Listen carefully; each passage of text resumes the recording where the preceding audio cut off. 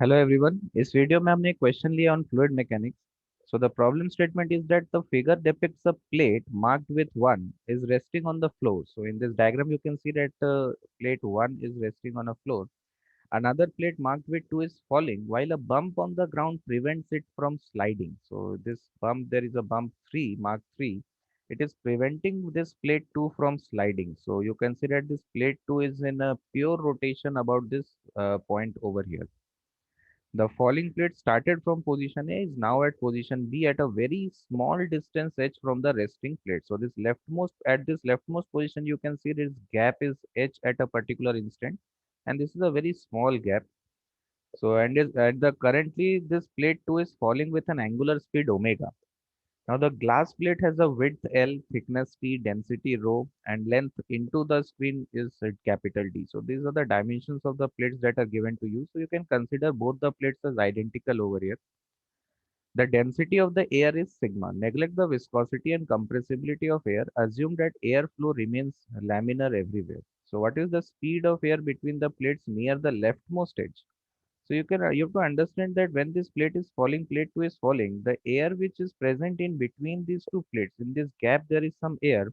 Now when this plate 2 is falling, this volume of air which is this volume of air present between the plates, this is decreasing. So definitely this air must be moving out, it must be gushing outward. So you need to calculate the speed of that moving air at this leftmost position at this given instant. And in the next part, it is asked that what is the ratio of total kinetic energy of the air moving between the plates and the kinetic energy of the plate at this given instant. Okay. So you pause this video and give this question a try, and then you can come back for the solution part. Right. Okay. So let us see how we can approach this question. So let us calculate the first part over here, that what will be the speed of the air at this leftmost position. So let us consider a portion of air which is entrapped in this length x. I am considering this portion, this volume of air. Okay, so this height over here, this is h. So if this height is h dash, then simply by similar triangles you can say that h by L will be equal to h dash by x. So we know the value of h dash is going to be h into x by L. So this volume, let me draw this over here. This is the triangular cross section, and into the screen this length is d. So this is the volume of air entrapped. It is like a wedge. Okay, so this length is x and this height is h dash. This is capital D. So at this portion over here at position x, suppose the velocity of the air is v. Okay, the speed of the air is v. So how can we approach this? Let us let us calculate what is the volume of the air present inside this portion x. So volume of the air inside this portion will be the cross sectional area multiplied by this depth d. So this is a triangular cross section. So half into base is x into height is h dash into d. So this is the volume of the air entrapped over here. So you can see that when this plate 2 is falling, this volume must be decreasing. So if I want to calculate that what is the rate at which this volume is decreasing. So remember that when I am differentiating this term, this expression with respect to time, my x is not a variable over here right now, because I want to understand, or I want to calculate that how the volume of the air entrapped in this length x is changing with time. Okay, so my focus is for the volume which is entrapped in this length x. So x is not a variable for me, but since this plate 2 is falling, so definitely this h dash is changing. So when I differentiate this expression, it will be x into d by 2 times of d times of h dash by dt. So from this equation 1, you can see that x into d by 2, what is dh dash by dt? It is x by L times of dh by dt. So what is dh by dt? If you look at this length over here, this topmost point is moving downward at this instant with a speed of L into omega, and this h is decreasing. Now since this gap is very small, I can say that the velocity of this plate to the leftmost point velocity is almost vertically downward. So I can write this expression is x square d by 2L into dh by dt must be minus L omega, because this h is decreasing with time. So this is dv by dt. So again, you can justify this minus sign over here because this volume of the air entrapped in this portion will be decreasing. Therefore, we are getting a minus sign over here. So the one L term gets cancelled out. This is x squared d omega divided by 2, right? So if the velocity or speed of the air at this position x is v, then from equation of continuity I can say that dv by dt must be equal to cross sectional area into speed. Now what is the cross sectional area? The area which is perpendicular to the speed flow. That area is counted in the equation of continuity. So the area perpendicular to the flow velocity is this area. Okay, it is this area over here. So this area will be h dash into capital D. So h dash into D, this is the area we are interested in, multiplied by the velocity or speed of the air at position x. So we know the value of dv by dt. This is x squared d into omega by 2. I'm just writing the magnitude over here. So value of h dash is again known to us. This is h into x by L into d times of speed v. So here you can see one x gets cancelled out, d gets cancelled out. So the speed will be equal to x omega L divided by 2 times of h. So this will be the speed of the air as a function of x. So in the question we are asked that what will be the speed at the leftmost position. So for leftmost position x is going to be equal to h. So this will be omega into, sorry, x is going to be L for the leftmost position. So this will be equal to omega into L squared divided by 2h.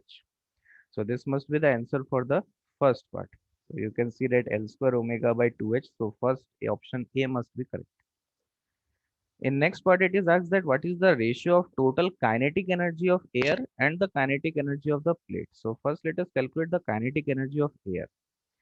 So if I consider a small volume of air over here, this small volume you can see, if I consider this small volume here, okay, the small volume having a thickness, this thickness is dx. So the air which is present inside this small volume, this volume of air is having a speed v. So what will be the kinetic energy of air? Simply that I can write as half mv square. So half into mass of this small air trapped inside this small volume. This red shaded portion you can see, I need the volume of this small portion. So this volume I can write as h dash into dx. This will be the area of this space multiplied by d. This will give me the volume. So h dash into dx into d. Okay, this is volume multiplied by density of air. You can see that in question it is given that the density of air is sigma. So density multiplied by volume, this is the mass of the air inside this small volume multiplied by speed square. So this will be the kinetic energy. So let us put the relevant terms over here. So value of h dash, we know that this is h into x by L into capital D into sigma, and v square. We know the velocity as a function of x. So v square is x square omega square L square by 4h square into dx. Okay, so from here you can see one h term gets cancelled out over here, and one L, this term gets cancelled out. So the constant terms will be half into d sigma omega square into L divided by 4 times of h. All these parameters are constant, and in integration we will be left with x cube dx. So for this entire air trapped inside this volume between the plates, I can say that x must vary from 0 to L. So we'll get half of d sigma omega square L divided by 4h into L power 4 divided by 4. Okay, so here we'll be getting d times of sigma into omega square L power 5 divided by 32h. So this will be the kinetic energy of the air at this particular instant. The air which is present in between the plates, this will be the kinetic energy of that air. Next, what is the kinetic energy of the plate? Since this plate is in pure rotation about one of its ends, so I can simply write that kinetic energy is going to be half into I omega square, where I is the moment of inertia about this end point of the plate. So when this plate is, we know the moment of inertia about an axis passing through one of its end will be equal to ml square by 3. Okay, m into L square divided by 3 into omega square. So 1 by 6 times of L square omega square into mass m. What will be the mass of this plate? So density of the plate is rho multiplied by volume. You can say that this length is L and the length into the screen is D. So the flat surface area is L into D. multiplied by the thickness of the plate. In question, you are given that this thickness is T. So this term will be the mass of the plate. So this will be equal to 1 by 6 times of D into rho into L cube T times of omega square. So this will be the kinetic energy of the plate. So in the second part, we are asked the ratio of kinetic energy of air and the kinetic energy of the plate. So D sigma omega square L power 5 divided by 32H, this is the kinetic energy of the air, divided by kinetic energy of plate will be D sigma L cube T omega square times of multiplied by 6. So here this L cube gets cancelled out, this is L square, omega square term gets cancelled out, and D term gets cancelled out, right? And here you can say that this will be 3 and this will be 16. So we'll be left with 3 times of sigma L square divided by 16 T rho H. So this must be the ratio of the kinetic energy of air and the kinetic energy of the plate, which is option C.